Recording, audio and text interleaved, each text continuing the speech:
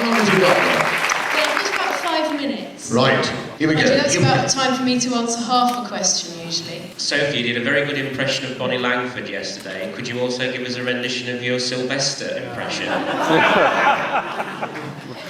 Oh no, don't bring that one up again.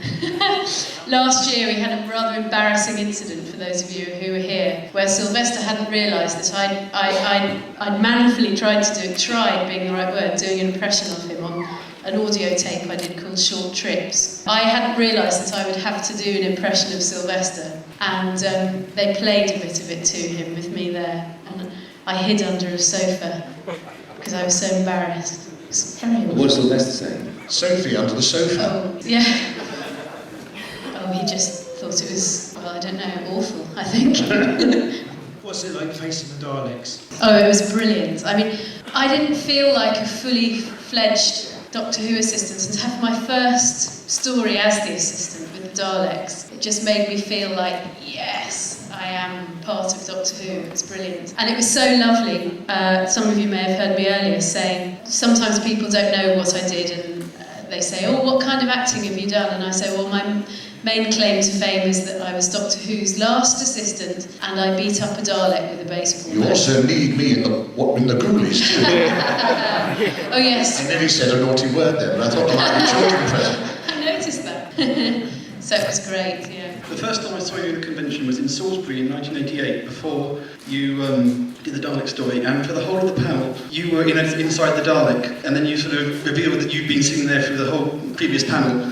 What was it like being inside the Dalek? Well, it was very hot and uncomfortable, as far as I remember, but actually, joking aside, I think it's amazing, those guys who do operate the Daleks and who are inside the Cybermen costumes and the monster costumes. I mean, for those of you who've seen that video that Real Time Pictures did, I was a Doctor Who monster, I think you get a very good idea that it's not very glamorous being a Doctor Who monster, is it? No, particularly Cybermen and those rubber suits. Oh, yeah. There's just no air at all. No, and the story that we did, Survival, where the cat people were completely covered from head to foot in fun fur, with wellies on their feet and contact lenses in their eyes, so there was no part of their body that was exposed to air at all. And they were having to work in over 100 degrees in this quarry in Dorset, which had turned into a desert. It was just amazing. The Yetis wear pyjamas. Underneath. That's it, really? Yeah, and then he'd take the Yeti costume on, and just his pyjamas soaking wet with sweat. Oh, what a shame they didn't wear them on the top. Wouldn't that be sweet? A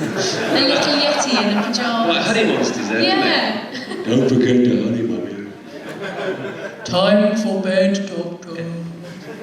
Your character of Ace was the most multifaceted character, because she had so many different backgrounds and ideas that were coming out in later seasons. But you were never written out, you just walked into the sunset. How would you have liked to have left the series, when it was your time? Yes, it was a bit of an anticlimax walking off into a bush with Sylvester, wasn't it? Although I don't know, maybe.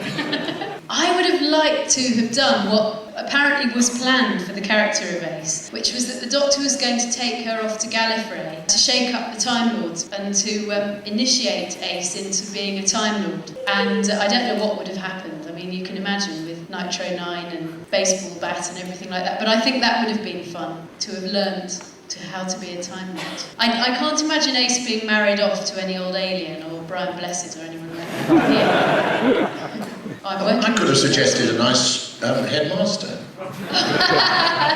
Can you imagine? Do you know, this lovely lady and I have shared agents. How many times? Oh, Four? At least 3 or 4, yeah. And you just can't get on with anybody. Sophie, seeing as you was the last, when we get it back, do you really want to carry on? Oh, I'd love to, if they'd have me back. I'd probably have to have my baby strapped to me somewhere. I'd have to explain that one away. What's been going on in the TARDIS in the meantime? You look at me then. My baby strapped. But no, I would absolutely jump at the chance. And it's great to have the opportunity to do the, some of you may have heard already, the audio adventures that Bill Baggs started doing with the Professor and Ace. And then now Big Finish, we've recorded one story already, which I think is coming out in February. And we're just about to record another one, which will be coming out in the year 2000 as well. And I mean, I love playing the character. I love working with Sylvester, and it's I'd absolutely jump at the chance. It would be great. Well, I think that's about it, really. I think I'd better. Oh, there's one more there. Okay, last question. It better be a good one. Oh no, the pressure.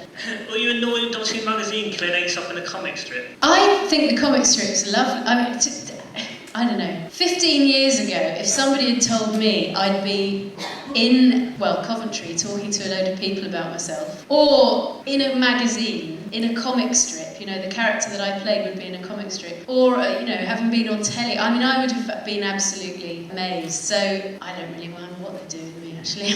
It's just nice to have been involved. And the next time we see you, you'll be a bit thinner, won't you? Well, I think so, yes. You know what it is yet? You know? Yes, we know he's a boy. 2 hearts. Yes. No, there's only one I've seen on the scan. So anyway, thank you very much, everybody. It's been Big round of applause.